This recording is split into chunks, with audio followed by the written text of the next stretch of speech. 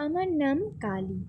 ছোটবেলা থেকেই কালো গায়ের রং, তার উপর আবার কোঁচকানো চুল। জন্মের সময় আমাকে দেখে ঠাকুমা বলেছিল, বাবা গো, এ যে এক্কেবারে কালী। আমি মাস্টার ডিগ্রি পাস, শিক্ষিত বেকার। এই প্রথম পাত্রপক্ষ দেখতে আসছে আমায়।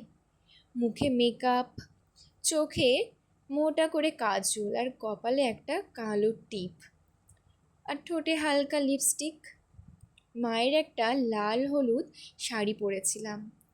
অমনি পাশ থেকে বলে ওঠে, ইস মা গো, এমনিতেই কালো গায়ের রং, তার উপর আবার এমন শাড়ি কেউ পরে?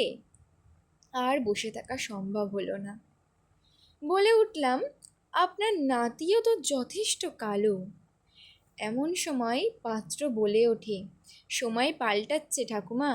কালো রূপে যদি আমরা স্বয়ং মা কালীকে পুজো করতে পারি, তবে কালো মেয়েকে ঘরের লোকই কেন করতে পারবো না? বলে পাত্র বলে, আপনার নাতনি বেজায় কালো হলেও আমি কিন্তু পাত্র ভালো ঠাকুমা।